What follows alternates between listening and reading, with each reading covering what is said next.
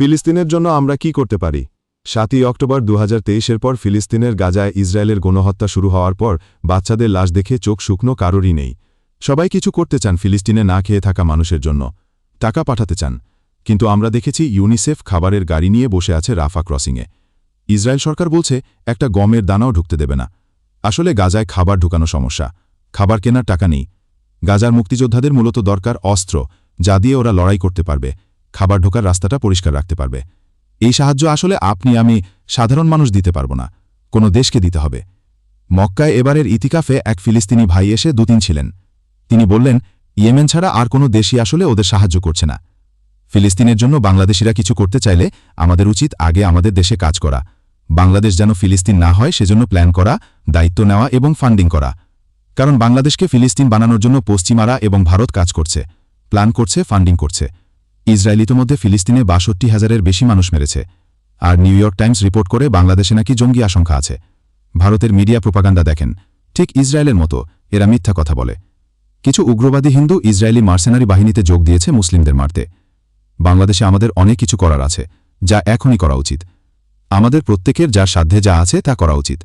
আমেরিকায় ১৭০০-এর বেশি think tank আছে, ভারতে ২৮০টা।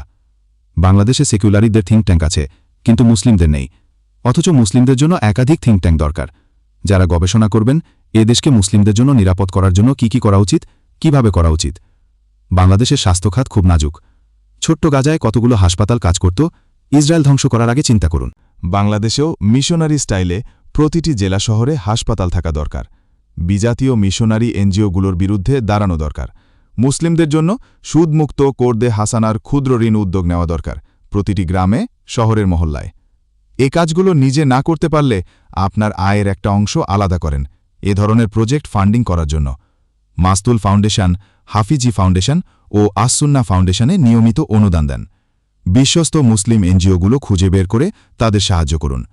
বাংলাদেশ থেকে ১,০০০ কোটি টাকারও বেশি বিজ্ঞাপন দেওয়া হয় ফেসবুকে।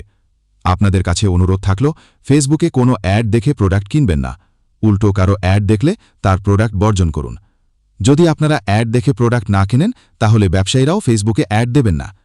আপনারা যদি অ্যাড দেখে প্রোডাক্ট কিনেন, ব্যবসায়ীরা অ্যাড দেবেনই। আপনারা ক্রেতারা সচেতন হন। আপনার টাকা দিয়ে বাচ্চাদের মারা হচ্ছে, এটা আপনারা মেনে নিয়েন না প্লিজ।